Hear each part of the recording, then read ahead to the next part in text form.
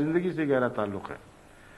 بس قول سدید سے کام لینے والوں کے لیے پہلی منزل بہت مشکل ہے.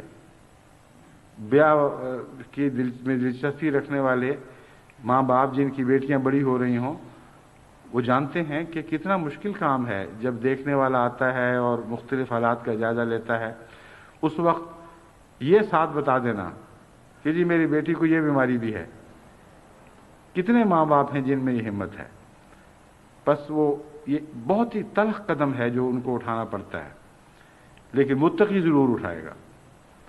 اور جو تقوی کی بنا پر یہ قدم اٹھاتا ہے خدا اس کا خود کفیل ہو جایا کرتا ہے. اس بات کو لوگ بھلا دیتے ہیں.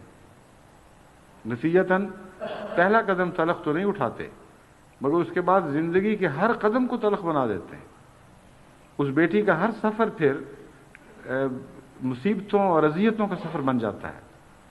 بار بار اس کو ہر طرف سے تانے ملتے ہیں کہ تم وہی ہو جس کے یہ پڑتی ہیں، یہ دورے پڑتے ہیں، تمہیں اس قسم کی بیماریاں ہیں، تم تو دھوکے کے ساتھ ہمارے گھر پہ پھینک دی گئی ہو، ہم تو تمہارے منہ کی طرف بھی نہ کبھی دیکھتے اگر ہمیں یہ پتا ہوتا کہ تم اس بیماری میں مبتلا ہو. لیکن جو شخص خدا پر توکل کرتے ہوئے یہ جانتے ہوئے کہ اللہ تعالیٰ کی نصیحت ہے کہ شادی بیاہ کے موقع پر خصوصیت کے ساتھ قول سدید سے کام لینا ہے، قول سدید سے کام لینے کی نیت کر لیتا ہے، اس کے ساتھ خدا کا وعدہ ہے یصلح لکم اعمالکم. یصلح لکم اعمالکم میں بیماریوں کو بھی داخل کرتا ہوں، کیونکہ خدا کی خاطر نیک نیتی کے ساتھ قول سدید سے کام لیا گیا ہے. وہاں ایک مریضہ کی بیماری بھی اس میں داخل ہو گئی ہے، ایک مریض کی بیماری بھی اس میں داخل ہو گئی ہے. تو میرے نزدیک تو یہ اصلاح کا وعدہ صرف ظاہری اعمال سے نہیں بلکہ بیماریوں اور ہر قسم کی کے اور عوارض سے بھی ہے.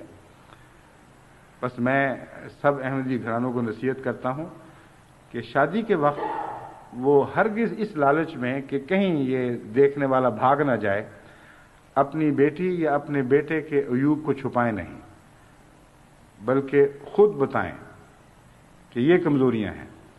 اس کے بعد اگر کوئی قبول کرتا ہے تو بسم اللہ، اور اس کے بعد قبول کرنے والا پھر خود کم سے کم اتنی عقل تو رکھتا ہوگا کہ اس چیز پر کسی کو تانے نہ دے.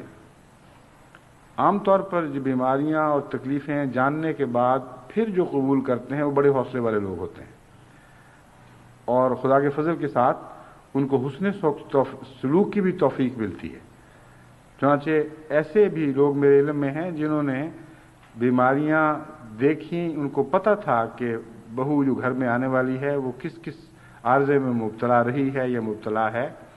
اس کے باوجود مجھ سے خود بعضوں نے ذکر کیا کہ ہماری بیٹیاں نہیں بیمار ہوتی، کہ اللہ کی مرضی ہے، جس کو چاہے بیمار دے، جس کو چاہے بیمار بنا دے، جس کو چاہے شفا عطا کرے.